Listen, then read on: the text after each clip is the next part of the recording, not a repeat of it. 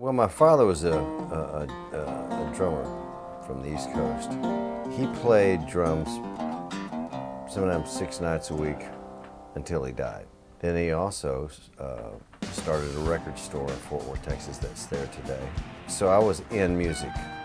And then, of course, just my generation, the music became incredibly important. But, you know, I just remember listening to everything from Howlin' Wolf to Jascha Heifetz, Mozart to MJQ, Modern Jazz Quartet, Miles Davis and Charlie Parker, and T-Bone Walker, Hank Williams, Lester Flatt and Earl Scruggs, Bill Monroe, Howlin' Wolf.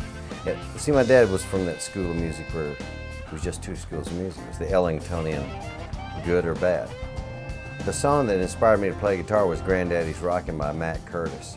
And there was just something about it. I liked that guitar sound, and I also liked Hubert Sumlin's stuff on Howlin' Wolf, you know. It was a great era. It was a great era for music. And so what happened was after I always wanted to keep it a hobby, but it just took over. Get on board that train, 'cause this old world needs love. Delbert and I did meet for the first time on a early morning TV show, radio, farm to market show, where they would give pork prices, and then they would have a local band play. And he had a band with Ronnie Kelly, the Rondells, and they had a song called If You Really Want Me To, I'll Go. And I had a little bluegrass band. I was like in the 8th or 9th grade. And we were swapped, you know, spots on the early morning radio show. That's when I first met Delbert. I worked for some great lyricists. I worked for, I worked for Christopherson.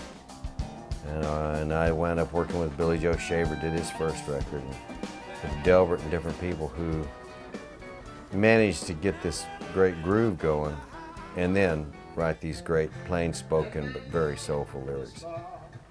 I realized a lot of this stuff comes from a deeper well, and it doesn't come easy.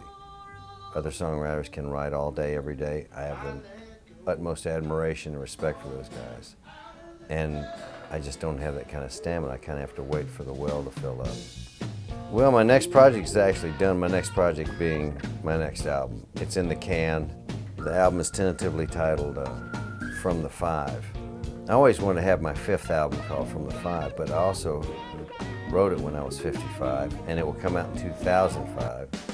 What this cruise afforded, not just me, but all the musicians, was a chance to hang out with our favorite friends that we never see except for backstage at maybe a festival or a club or whatever. You're always playing. You always get to see each other and enjoy each other's playing, and you want to see them, but you never get to. But this was a chance to spend some time together and really share some quality time, have dinner every night together, play if you want to, sit in with each other, listen to them play, and enjoy each other for a week. It means more now than it did probably the first time. It's deeper. It comes from a pretty great spot. I mean, Delbert's really done a great thing here. You know, Delbert a long time, many years ago, I'm talking about 20, 25 years ago, Delbert and I were talking, and he said, you know, guys like us, we're always going to fall through the cracks. We're always going to be too country for rock, and too rock for blues, and too blues for country, and we're always going to be country singers because we sound from Fort Worth and everything. If there's a crack, he said, we're going to fall through it. Well, guess what? This is where everybody that fell through the cracks found out. It's a mighty group of players and writers. It's a wonderful place to be, and I'm very honored to be included.